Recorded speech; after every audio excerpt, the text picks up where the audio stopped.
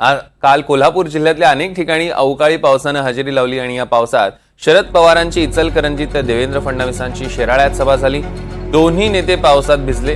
दोन्ही नेत्यांनी आपापल्या उमेदवारांसाठी पाऊस पडणं शुभ असल्याचं म्हटलं। इचलकरंजीतल्या सभेत बोलताना पवारांनी त्यांचं आणि पावसाचं वेगळं नातं असल्याचं म्हटलं, तर तिकडे फडणवीसांनी पेठ शिराळ्याचे उमेदवार सत्यजित देशमुखांच्या विजयाचा विश्वास व्यक्त केला। तर माझा विधानसभा आणि पावसाचा काहीतरी संबंध असल्याचं शरद पवार म्हणाले। सभेत पाऊस आला की निकाल चांगलाच येतो असं वक्तव्य केलंय इचलकरंजीतल्या सभेमध्ये शरद पवारांनी।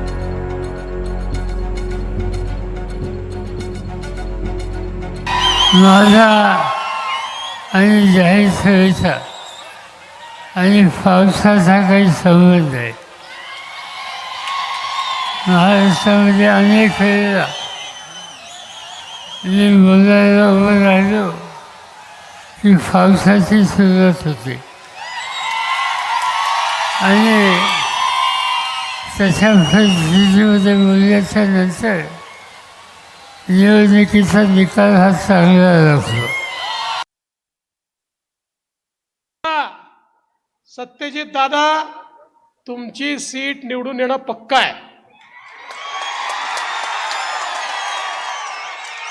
का बरं पक्का आहे? अरे मी पावसात सभा घेतोय ना। पावसात सभा घेतली की सीटा निवडून येतात। शुभ संकेत आहे, शुभ संकेत आहे। नेत्यांचं म्हणणं आहे की पावसात सभा झाली की निवडून येतात,